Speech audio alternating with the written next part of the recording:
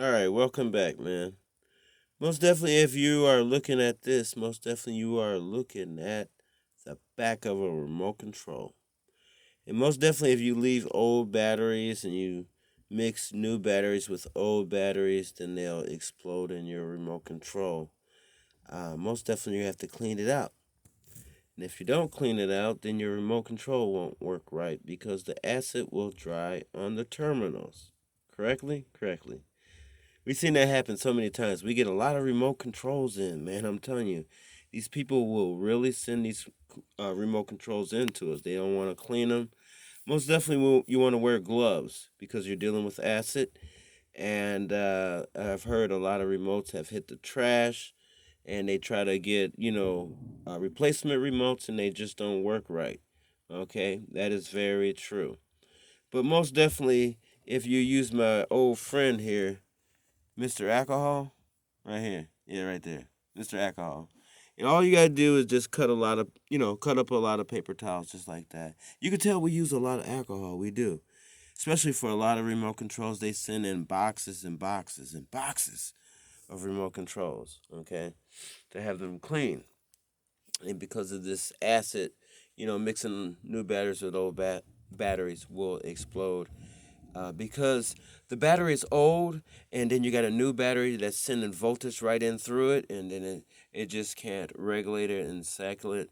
Get off the right energy with like two brand new batteries could. You know what I mean? That's why you always use the same two new batteries. You don't want to mix two different cells together because it gives off different one battery will have a different energy and say a Duracell battery or alkaline or whatever kind of battery or a cheap battery will have different energy, okay? And then that's when you will come up with that explosion. It won't explode, it will just leak. You know what I mean? And half the times when you don't have a remote control by your ear, you can't hear it uh, discharging inside the controller.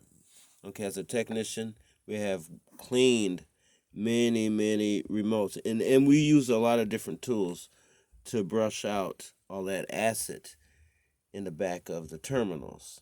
So most definitely, that's why my guy had pushed this video, and he asked to, to to throw this one in. Most definitely for cleaning, and that's why you see the towel here for cleaning. And most definitely, if you use an air can, you can blow all the dust and dirt and all that kind of stuff out of the little cracks, as you see. Zoom in there, all the cracks. You see that? All right, so you can do that, and then just wet the towel and then dry it out tightly. Get all that water out because you don't want to have no water. Um, and most definitely, sometimes your controller is waterproof, so you ain't got to worry about that. With remote controls that are not waterproof, you still can wipe it down really good. I'm telling you, but take the batteries out. Don't have no batteries inside the controller when you wiping it down. Okay, we have been doing this for many years, cleaning them really good.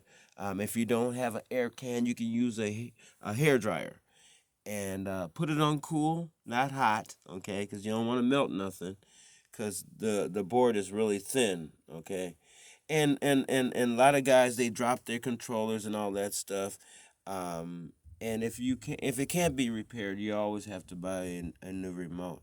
So that's why you want to be careful of dropping them, because if you have a hard floor, then the plastic, it doesn't have much protection.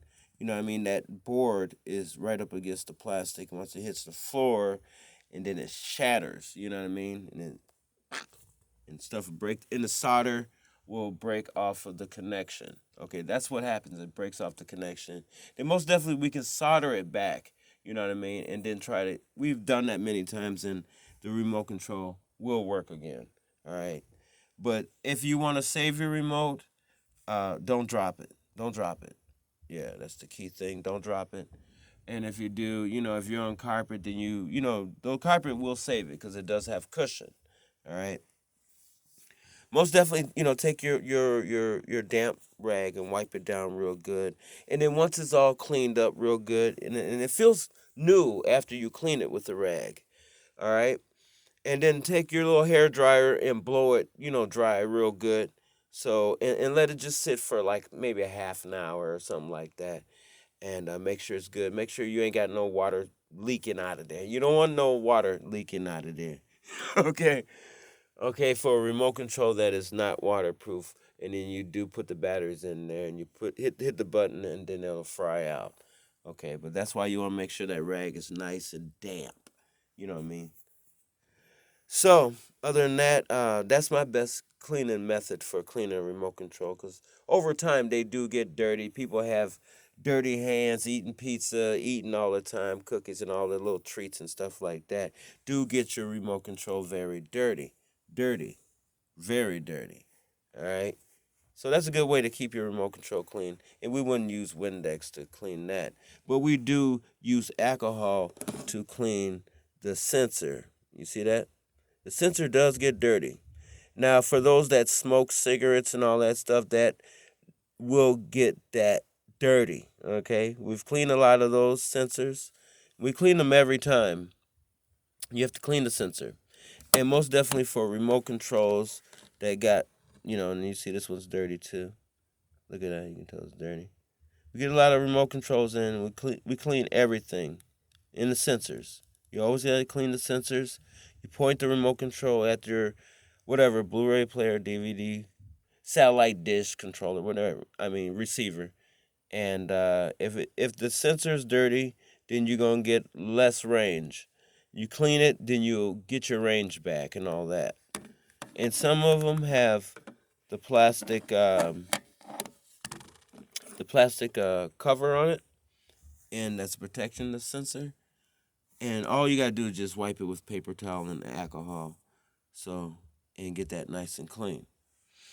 So that's about it, man. For taking care of that remote. Take care of that remote because the original remote is the magic. For your device, whatever you may have. You know what I'm saying? And then most definitely, if you have to get a universal remote, then you're gonna lose a lot of those functions out of your first controller. You see what I'm saying? That's where people run into those problems, and a lot of the problems is coming from that leaky acid in your battery terminal area. So that's the good one here. So that's about it, man. Peace.